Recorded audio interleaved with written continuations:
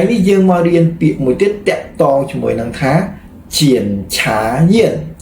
ជៀនឆាយានតំណាងឯកការហើយអ្នកខ្លះដឹងថាជាតំណាងឯកការទេនៅក្នុងតុលាការមានតុលាការនិងតំណាងឯកការ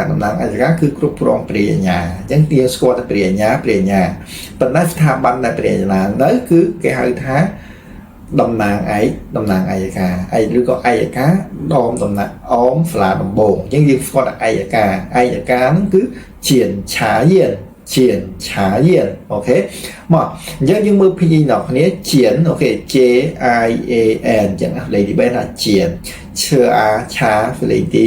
2ថាឆាយានគឺ